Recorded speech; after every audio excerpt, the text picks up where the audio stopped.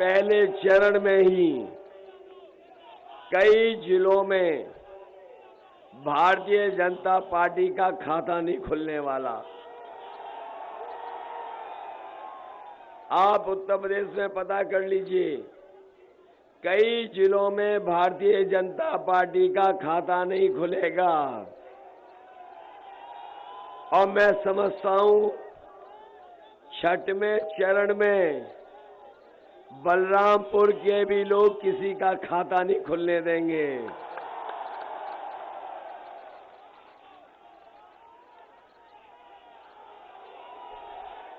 ये बलरामपुर के हमारे लोग ये उत्साह बता रहा है कि अब यहां पर खाता किसी का नहीं खुलेगा।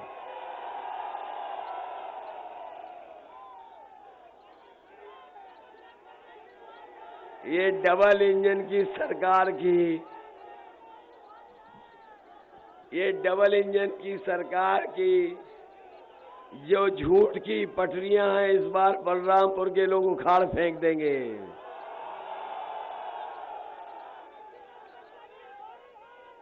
याद है, हमारे तमाम लोग यहां उपस्थित हैं, इनमें बहुत सारे लोगों को याद होगा 2017 से याद कीजिए,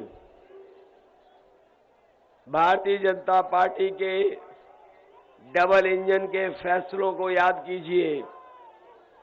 2017 में जब भारतीय जनता पार्टी सत्ता में थी, इन्होंने कहा कि नोटबंदी के बाद काला धन से लेकर के भ्रष्टाचार खत्म हो जाएगा।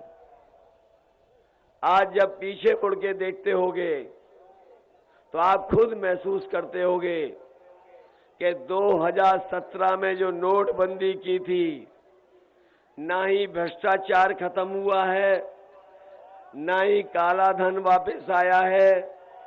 डबल इंजन की सरकार में अगर कोई चीज डबल हुई है तो वो भ्रष्टाचार और महंगाई डबल हुई है। उसके बाद इन्होंने जीएसटी लागू की, जीएसटी का फैसला लिया और ये फैसला ऐसा लिया गया, न केवल देश की जनता बल्कि व्यापारियों को बताया गया कि जीएसटी लागू हो जाने के बाद न केवल व्यापारियों की मदद होगी बल्कि हमारे व्यापार को भी बढ़ावा मिलेगा। लेकिन बताओ, जीएसटी लागू हो गई, हमारे व्यापारी साथियों से पूछना, उनका कारोबार बर्बाद हो गया कि नहीं हो गया। और वो समय भी हम लोगों ने देखा जिस समय लॉकडाउन लगा, और लॉकडाउन लगा करके इन्होंने मजदूरों को अपने हाल पे छोड़ दिया। जो मजदूर महाराष्ट्र में, गुजरात में काम कर रहे थे, आपने वो तस्वीरें देखी होंगी कि लोग अपने पैदल चल करके घर पहुंचे थे, अपना सामान रख के लाए सर पर। छोटे बच्चे थे तो पैदल चल रहे थे, चलते थे, रुक जाते थे, खाना पानी किसी ने नहीं पूछा। और इस सरकार के गलत फैसले की वजह से ये लोग परेशान हुए और कई लोगों की जान चली गई। जब जान गई तो अगर किसी की मदद भारतीय जनता पार्टी ने की हो तो हमें बता दो। मरने वालों की अगर किसी ने मदद की थी तो समाजवादी पार्टी और समाजवादी लोगों ने मदद करने का काम किया था। याद कीजिए कोरोना अभी बीमारी गई है। जब बीमारी आई तो लोगों को दवाई के लिए तरसना पड़ा। इनके परिवार, हमारे गरीब परिवारों को अस्पताल में बिस्तर नहीं मिला, और जो सबसे ज्यादा जरूरी दवाइयां थी, ऑक्सीजन थी, सांसों को सबसे ज्यादा जरूरत पड़ती थी ऑक्सीजन की, ये सरकार ऑक्सीजन भी नहीं दे पाई, जिसकी वजह से बड़ी संख्या में लोगों की जान चली गई। जान गई कि नहीं गई बताओ आप। और आज भी संख्या सरकार नहीं बता रही है, अगर आज भी सरकार ने संख्या बताई हो तो बता दे कोई भी। हमारे पत्रकार साथी जानते होंगे, सरकार अभी तक ये जानकारी नहीं दे पाई है कि कोरोना के समय कितने लोगों की जान गई है। इन बातों को इसलिए मैं बता रहा हूं, इन बातों को मैं इसलिए नोटबंदी, जीएसटी, कोरोना, वैश्विक महामारी, इन बातों को मैं इसलिए बता रहा हूं कि भारतीय जनता पार्टी से ज्यादा झूठ बोलने वाली कोई पार्टी नहीं है। अगर कोई पार्टी हो तो हमें बताओ आप। याद कीजिए, बड़े बड़े आयोजन हुए लखनऊ में और कहा कि उद्योगपति आएंगे तो उद्योग लगेगा, कारोबार होगा। 5 लाख करोड़ का उन्होंने हस्ताक्षर किए। न केवल 5 लाख करोड़ के हस्ताक्षर हुए, बल्कि डिफेंस का बड़ा कार्यक्रम का आयोजन हुआ और उत्तर प्रदेश की जनता को ये बताया गया कि जिस समय ये करार जमीन पर पहुंचेंगे तो मिसाइल से लेकर के बम उत्तर प्रदेश में ही बनेंगे। मैं इन बातों को इसलिए याद दिला रहा हूं कि आप जान लो, भारतीय जनता पार्टी से ज्यादा झूठ बोलने वाली पार्टी कोई नहीं है। और इनके नेताओं के अगर भाषण सुनोगे, जो छोटा नेता है वो छोटा झूठ बोल रहा है और जो बड़ा नेता है वो बड़ा झूठ बोल रहा है और जो सबसे बड़ा नेता है वो सबसे बड़ा झूठ बोल रहा है। बताओ, झूठ बोल रहा कि नहीं बोल रहा? और याद कीजिए, इन्होंने कहा था कि हवाई चप्पल में चलने वाला हवाई जहाज में चलेगा,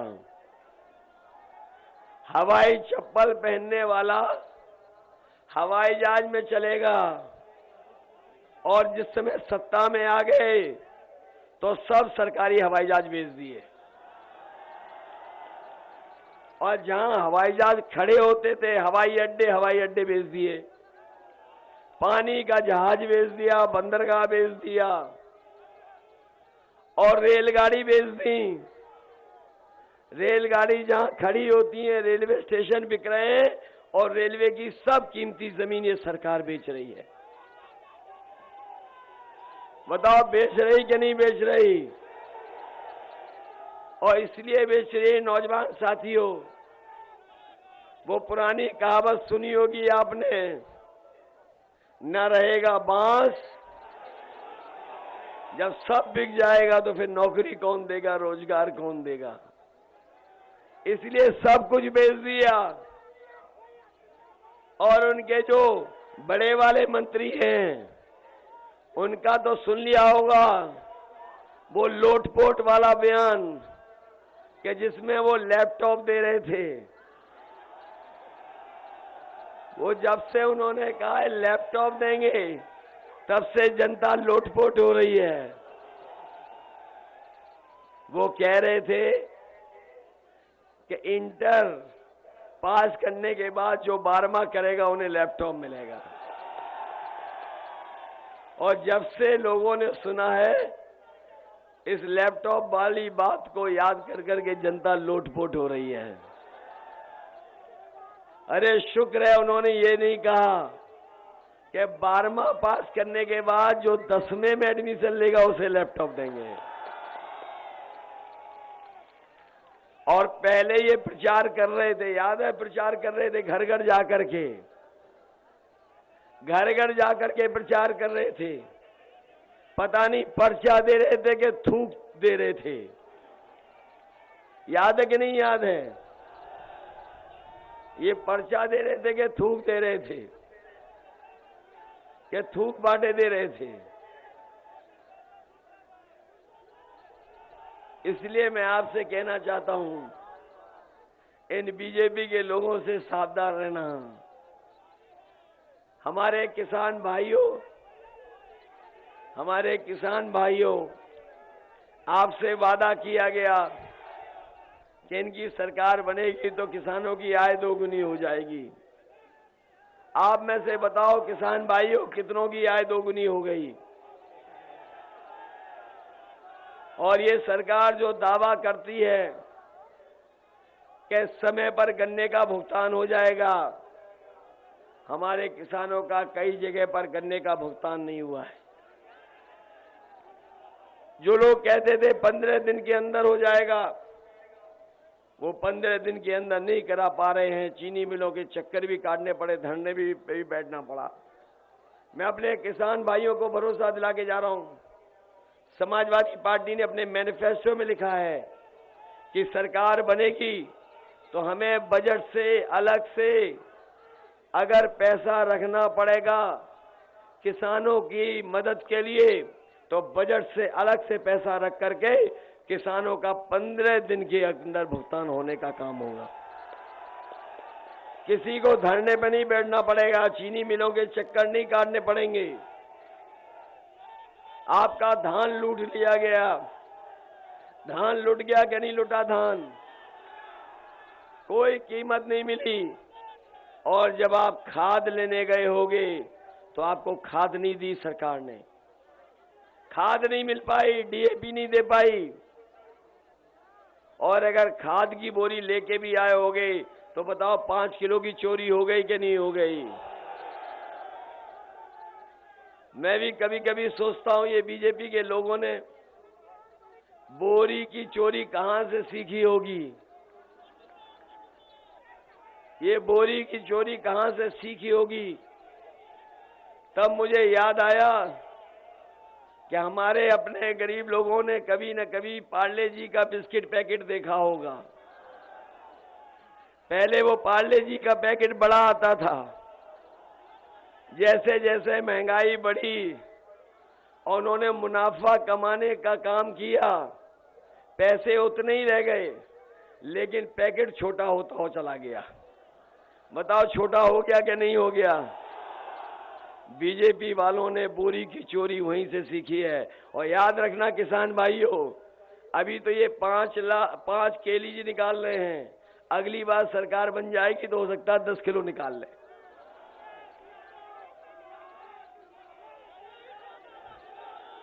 डीजल पेट्रोल महंगा हो गया कि नहीं हो गया महंगा? डीजल पेट्रोल हो गया महंगा कि नहीं हो गया?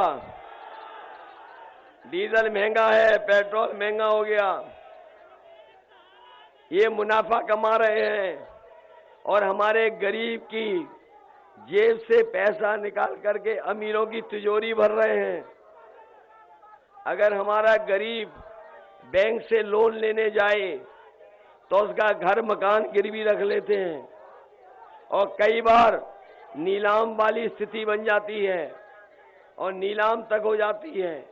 अभी आपने देखा होगा कि 28 बैंकों का पैसा लेकर के एक उद्योगपति भाग गया। याद है कि नहीं याद है? 28 बैंकों का पैसा लेके एक उद्योगपति भारत छोड़ करके चला गया। बताओ वो उद्योगपति जो भागा है वो कहां का है?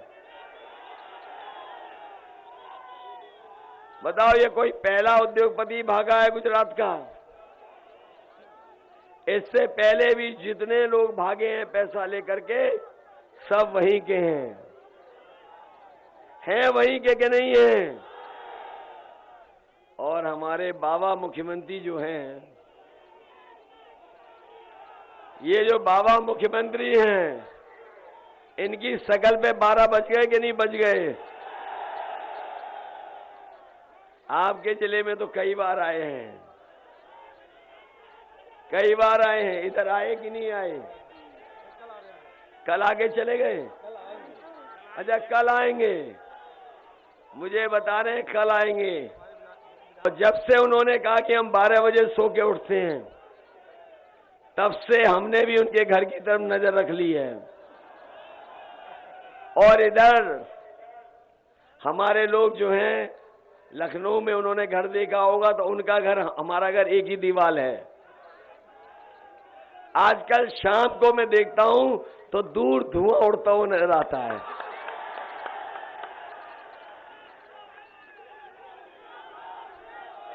धुआं देख रहा हूं आजकल मैं, मुख्यमंत्री आवास से धुआं निकलता हुआ।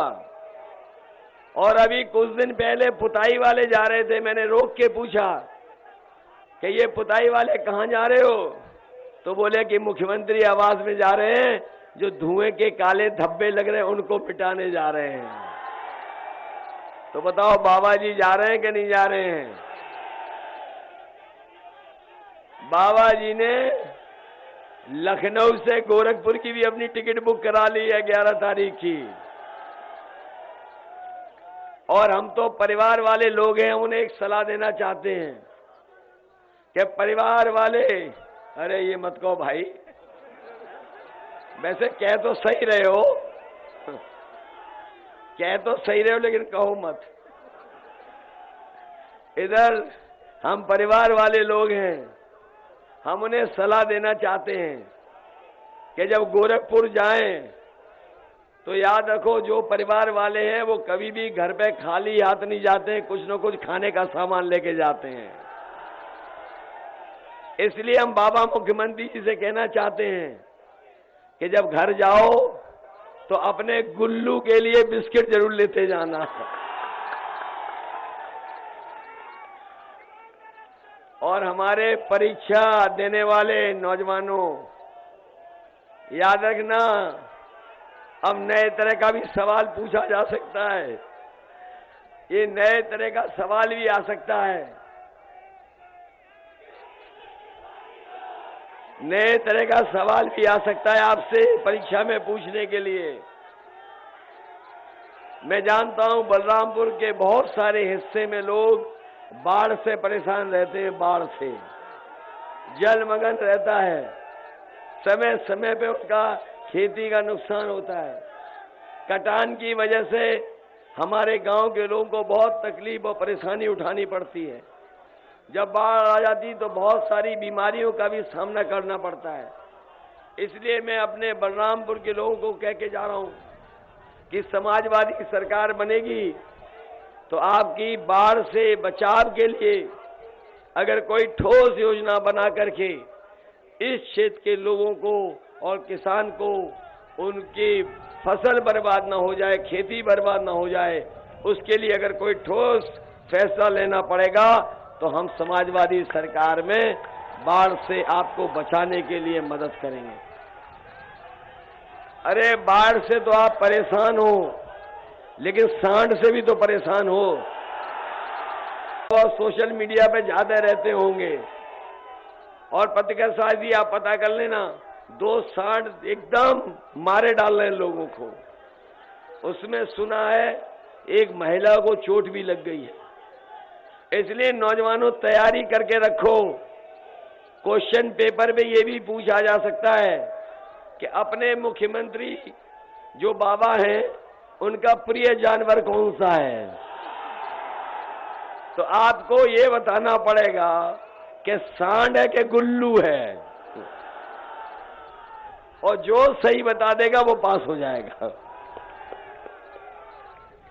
हमारे बलरामपुर के लोगों बताओ, बाबा जी ने लैपटॉप दिए नौजवानों को।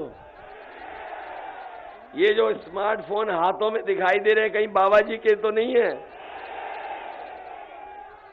बाबा जी तो कह रहे थे कि 1 करोड़ दिए हमने स्मार्टफोन, और बाबा जी देते भी क्यों? वो खुद चलाना नहीं जानते तो क्यों देंगे आपको? और इधर आपने एक तस्वीर देखी होगी उनकी कि उनकी एक तस्वीर देखी होगी आपने कि वो जनता देख रही है पश्चिम और खुद देख रहे पूरब। तब पता लगा कि इन्हें स्मार्टफोन भी चलाना नहीं जानता।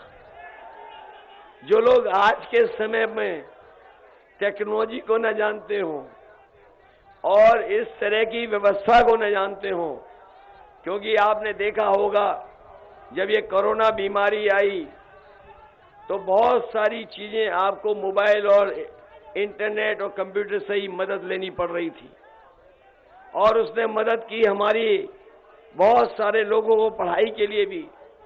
इधर कारोबार और रोजगार भी इंटरनेट और कंप्यूटर पे पहुंच गया है।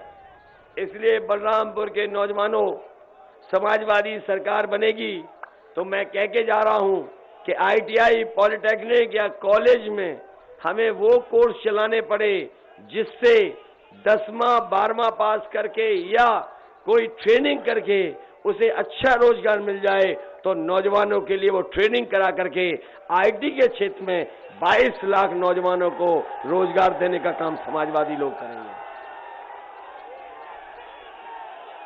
और इसलिए भरोसा है जनता को कि समाजवादियों ने जो दिए थे लैपटॉप जिसको भी मिले होंगे वो आज भी चल रहे होंगे, आज भी बंद नहीं हुए होंगे। समाजवादियों का काम किया हुआ आज भी दिखाई दे रहा है। ये जो एम्बुलेंस जो समाजवादी सरकार में चली थी, जो गरीबों की मदद कर रही थी, अनुदेशक रुक जाओ, तुम्हारा भी है। जो एम्बुलेंस आपको कोरोना में मदद कर रही थी वो समाजवादियों की देन है, जो गांव-गांव जाकर के गरीबों की मदद होती थी। हम आपको भरोसा दिला के जा रहे हैं, ये बाबा मुख्यमंत्री ने एम्बुलेंस भी खराब कर दी। समाजवादी सरकार बनेगी तो गरीब के इलाज के लिए अस्पताल और फ्री दवाई, फ्री जांच और एम्बुलेंस भी अगर दुगनी करनी पड़ी तो अपने गरीबों के लिए एम्बुलेंस दुगनी करने का काम करेंगे। ये 100 नंबर भी समाजवादियों ने चलाई थी। 100 नंबर वाली पुलिस के लिए व्यवस्था दी थी कि अगर गांव में, खेत में, कहीं दूर जंगल में कोई झगड़ा हो जाए या अगर आपको पुलिस बुलानी पड़े, आप थाना ना जाना पड़े, इसलिए फोन मिला करके आपको पुलिस मदद करने पहुंच जाए, इसलिए 100 नंबर बनाई थी। लेकिन जब से बाबा मुख्यमंत्री जी आए हैं और 100 का 112 कर दिया, तब से हमारी पुलिस का भी कबाड़ा कर दिया। बताओ, कबाड़ा कर दिया कि नहीं कर दिया? 100 नंबर थी तो पुलिस ईमानदार थी, लेकिन जैसे ही नंबर बदला पुलिस भी न जाने क्या हो गया, बेईमान हो गई। बताओ, बेईमानी हो रही कि नहीं हो रही? अभी मुझे पता लगा लखनऊ में स्टेडियम में मैच था, बाबा जी ने पता नहीं किसको भेज दिया, पूरा खाना खा गए स्टेडियम का, पूरा खाना चट कर गए। क्या हालत पैदा कर दी, क्या हालत पैदा कर दी। बताओ, IPS फरार है, एक IPS फरार है, सोचिए आप। और हिरासत में सबसे ज्यादा जान अगर कहीं गई है तो उत्तर प्रदेश में, वो भी वसूली के लिए अगर जाने गई हैं तो उत्तर प्रदेश में सबसे ज्यादा हिरासत में जाने गई हैं। बताओ, बाबा मुख्यमंत्री ने क्या बना दिया उत्तर प्रदेश को। सोचो क्या हालत हो गई है। और उनसे कोई सवाल पूछे तो कहते गर्मी निकाल देंगे,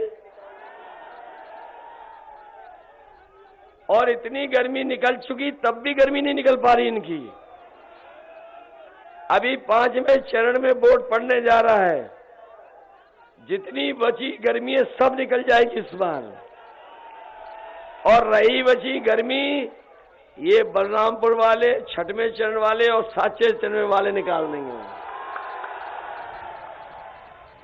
ये जो लोग अपना खजाना भरते रहे, ये बीजेपी के लोग अपना खजाना भरते रहे और सब मलाई चट कर गए दोनों सरकार की। इसीलिए 11 लाख पद खाली हैं। ये हमारे नौजवान जानते होंगे, 11 लाख पद सरकार में खाली हैं। और सबसे ज्यादा खाली पद अगर कहीं है तो वो शिक्षा विभाग में खाली हैं। आप लोगों ने देखा होगा, जब से कोरोना आई, ये बीमारी आ गई, तब से हमारे बच्चों की पढ़ाई बर्बाद हो गई।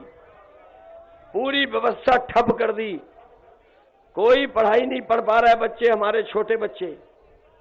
इसलिए 2 साल से कोई पढ़ाई नहीं, हम तो कहेंगे 2.5 साल से पढ़ाई नहीं है। 2.5 साल से कोई पढ़ाई नहीं, सोचो आने वाली पीढ़ी की। इसलिए हम आपसे कह के जा रहे हैं कि हमारी आपकी समाजवादियों जिम्मेदारी बड़ी है। जहां 11 लाख पद खाली हैं, वहीं हमारे शिक्षा विभाग में सबसे ज्यादा खाली हैं। हम आपको भरोसा दिला के जा रहे हैं BEd टेट वालों को कि आपकी आपको समायोजित करने का काम समाजवादी लोग करेंगे।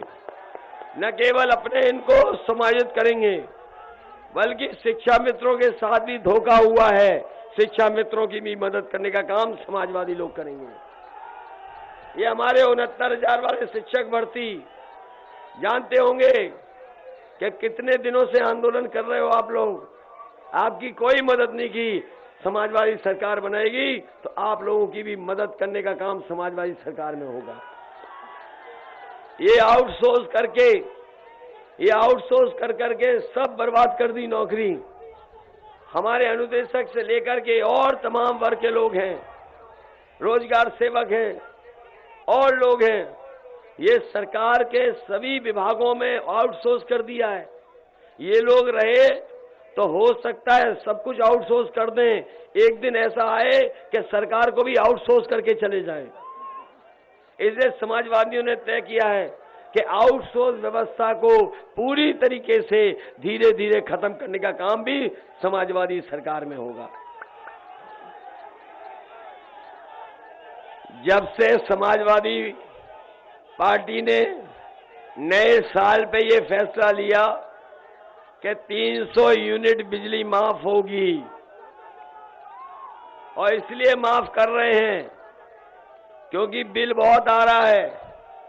जब बिल आता है तो गरीब को करंट लग जाता है, इधर कोई कमाई नहीं हो पा रही है, महंगाई बढ़ गई है और कारोबार भी ठप हो गए, रोजगार भी है नहीं। इसलिए समाजवादी पार्टी ने तय किया है कि हमारे सभी लोगों की 300 यूनिट फ्री बिजली होगी, आपको बिल नहीं देना पड़ेगा। और इसके साथ साथ हमारे किसानों की सिंचाई की भी बिजली माफ, सिंचाई के लिए पैसा नहीं देना पड़ेगा। ये बाबा मुख्यमंत्री कह रहे ये बिजली आएगी कहां से?